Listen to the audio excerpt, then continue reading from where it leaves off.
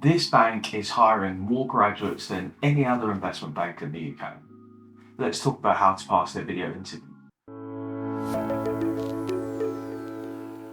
What's up guys, it's Mike from Job Ready English here with another video to help you get hired. Today we're going to be talking about the investment bank Barclays, which was voted number 10 in the Times Top 100 2023 graduate employers, and has said that they will employ over 900 graduates in the 23-24 season, which is something that I have never seen before in 10 years that I've been involved in careers since 2013. So this was really something that I've taken great interest in. Let's break down their process and talk about how to pass their video interview. So with Barclays, you can expect a 3-stage process. You're going to have 3 online assessments, an online video interview, which will be self-serve, i.e. you will record it yourself, and then an assessment centre, which could be virtual or face-to-face. Something that I noted from candidates who had already been through the process is how much they stressed practice being important for the online assessments. They talked about there being lots of questions, lots of different types of questions, stuff that they weren't used to, not really specifically anything being super hard, but they all kind of reflected in one way or another that practice was super important. If you're looking for, in my opinion, what is the best online test provider, then check out Job Test Prep, who have helped over 1 million candidates prepare for online tests since 1992. There's a link down in the description below giving you an overview of the Barclays online assessment, and if you use the code JOBREADY, you can get £10 off your pack. Let's talk about the video interview. This is what I like to call self-serve. So basically it's a higher view video interview. If you've never done this before, what you're going to have is that on a screen, you're going to have questions which will come up, a video of yourself which will be recording, and then you'll get roughly about 2 minutes to answer these questions. And most people tended to report back that they had 5 questions when it came to different entries within the graduate scheme. So all in all, you can expect the interview to last about maybe 15 or 20 minutes. Of course, there could be slightly more questions, and the questions can vary because they come from a question bank. But in this video, I want to break down the most common questions that came up and what to think about when answering these questions. Barclays for me is slightly unique because it tended to center at least 1 or 2 of its questions around its core values. This is a great piece of information to know because it means that we can kind of predict the questions that are going to get asked. So let's go through the most common questions that you can expect with your Barclays video interview. Question number 1, tell me about yourself. Now, nailing a really good personal introduction is a great place to start, and this is really useful if you're watching this as a graduate, as a professional, an apprentice, as an intern. I always suggest that you start off with this question, even if you've got no interviews lined up and you've sent no job application. This is the perfect way to prepare to sell yourself to an audience. And I break down a great answer to tell me about yourself into 6 parts. Part number 1, what are you doing right now? Part number 2, what were you doing previously? Where did you study before? Where did you work before? Were you at secondary school? Were you at university studying a bachelor's? Because now you're studying a master's. And I like to kind of frame that for professionals as what have you been doing in the last 3 years? Third paragraph should be, what would you like to do in the future? Where would you like to work and what would you like to do? Then you talk about number 4, your work experience. Number 5, your extracurricular activities and volunteering. Basically, this is stuff that you've done which is outside of your academic studies, but isn't something that you're getting paid for. And finally, you can talk about your skills, your interests and hobbies, which I tend to break down to IT and languages. The only way that I would flip that slightly and maybe put skills with education or what you're doing now is if you're applying for any technically relevant role, because of course the most important things are the technical or the hard skills that you have. Now ideally a personal introduction should be about 200 words or 2 minutes. That's because what I found over time of listening to thousands of different answers for this question is that people will, what I've learned from listening to lots of different clients give me versions of this answer is that if you're talking at anywhere over 100 words a minute, can tend to get a little bit garbled, and also you don't want to be following a script word for word, because you'll spend more time trying to remember your script rather than trying to sound natural. And actually, more often than not, it's how you say it, not what you say, which really comes across in a video interview. This is something super easy that you can practice yourself, write up your script, practice every day by yourself, and you can get a template and instructions in a free download in the JRE Crew YouTube channel. It's just down below in the description. Question number 2, why do you want to work for Barclays? Now, you really want to pick out 5 fast facts about Barclays, and these should be completely unique to the bank. How much do they earn in the last quarter? What's their headcount? What are inspiring or exciting projects that they're involved in? Have they made any recent acquisitions? Is there a particular type of technology that they're using? Now, a great little trick that I like to use for all of the investment banks, and in fact all publicly traded companies, is if you go and look at Barclays Investor Relations, you look at their reports, and you look at the media or press release for their last quarter's earnings or their last annual earnings, you'll find this information presented in a really easy and digestible way. And this is because if you try and sit and read an annual report and you've never done that before, that can be quite overwhelming in terms of what you should pick out on what's relevant. But if you look at a media or a press pack, the bank have actually picked out and simplified what they believe is important and impressive that they want to show to investors and shareholders. So this is a really good place to start if you're not sure about where you can pick out those great facts about Barclays. Question number 3, why do you want to do this job? Now, this is a 2-part answer. Now, something that I've noticed, particularly for Barclays graduate schemes, is that the job descriptions are not particularly helpful. They're not very long or in-depth. So having a job description to hand is really very useful, because based on the job description, you can really predict the questions that you're going to be asked. Imagine if you have a job description to make burgers at McDonald's, you're not going to be asked about your coding skills or about your ability to speak French. You're going to be asked about working under pressure, customer service, food quality, general care, these types of things. Questions that you're being asked are related to the job. There seems to be a little bit of a false belief that you're just going to get asked totally random questions. Now, that could well be the case if, say, for example, you've had no work experience and you're getting asked situational judgment test questions.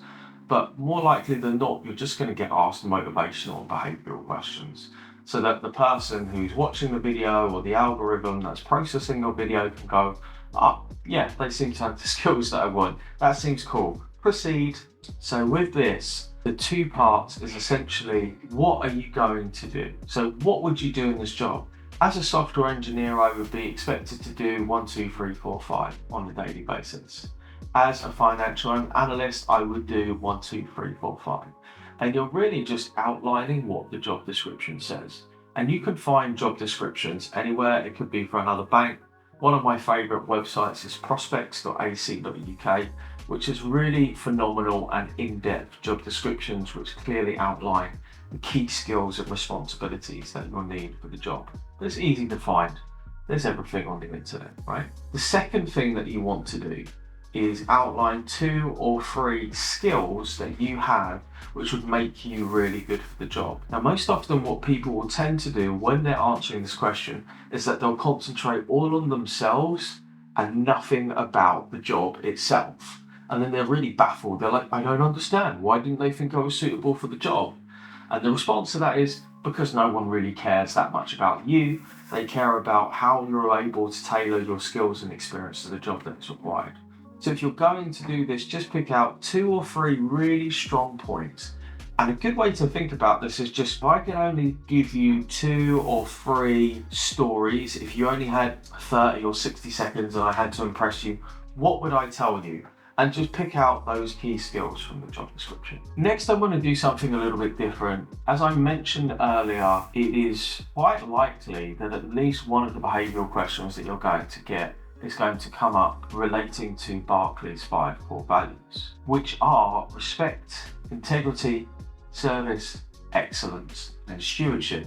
So having read through their core values, I want to pick out some things to think about, some questions that you can ask, how you can frame these answers to really meet Barclays language in terms of them ticking off the boxes for you meeting their core values. So on Barclays website, just going through it now, they talked about respect, first of all. We harness the power of diversity and inclusion in our business, trust those we work, and value everyone's contribution. So there are two potential questions that could come up here.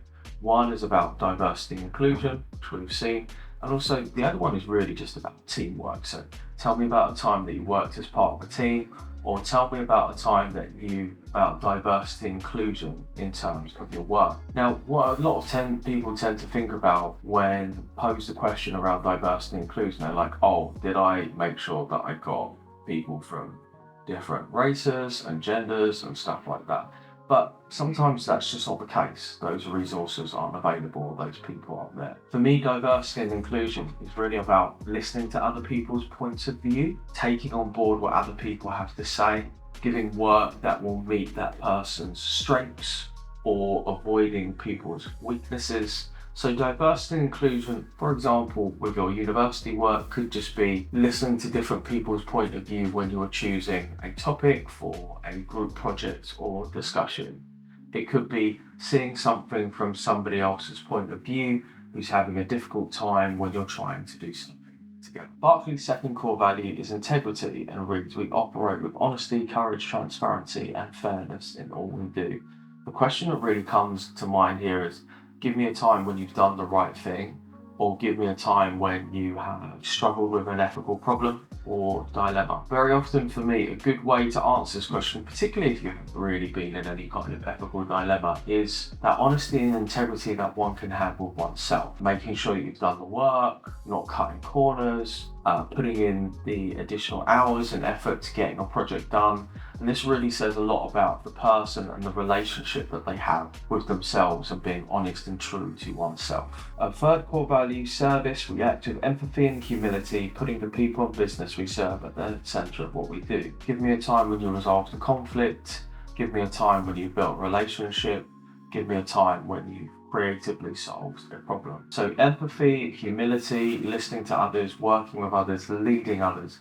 A lot of time for me, and this has been the subject of conversation, a few people that I've spoken to this week, is really just a skill and ability to listen. So say, for example, that you're working for Barclays Commercial Banking and you have a client who rings you up who has a problem with one of their payments.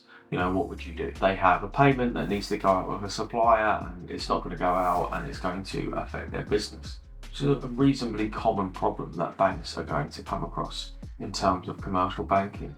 So what do? Well, first of all, you would just listen to them.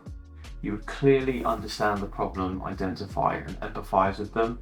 You'd say, I'm going to go and try and figure that out for you, and then speak to somebody else who's able to resolve that problem if you're not, and then communicate with that customer. Sometimes people will kind of go, well, we have to make sure that the payment goes through. But that's not always possible. You don't know the size of the payment, the country where it's coming from, the reasoning behind it. But what you can give your customer is an answer. Because very often when people get frustrated or when mistakes happen or people generally become upset, it's just because they're not being communicated with. They're being ignored or they're being promised one thing and that person hasn't delivered on it. Number 4 is excellence. We set high standards for what we do, championing innovation and using our energy, expertise and resources to make a positive difference. So, how do you deal with competing deadlines? How do you multitask? How do you make sure that your work is of the highest standard? Give me a time when you innovatively solved a problem. Now, innovation and change is really just looking at something and thinking, what's a different way that we can do this? And it could just be 1 degree of difference. It could be a different way of constructing a team, a different way of seeing the problem, a different source, a different type of information, a different way of presenting the solution.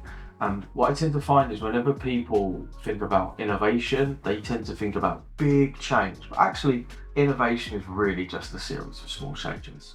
And core value number 5, stewardship. We prize sustainability and are passionate about leaving things better than we found them. So this was actually a core value that I struggled a little bit when I was thinking, well, what are they going to ask? You know, how do you live sustainably? But I think for me, it's how are you community minded? How are you community focused? How do you think about others? How would you deliver above and beyond to your team? These are some things to think about. And really the core idea behind sustainability is give more than you take, right? In your general environment, in your community and the people around you, how can I give more than I take so that I'm a community plus and not a community negative? Guys, I wish you the very best of luck for your Barclays video interview. If you need more help, make sure you check out our links to our courses in the description below. If you haven't got an interview yet, check out the links to the online assessments for Barclays from Job Test Prep. Make sure if you've liked this video, please consider giving us a thumbs up and dropping us a comment down below about what stage you're at Barclays. It really helps us be found by more people, and I wish you the best of luck. Bye.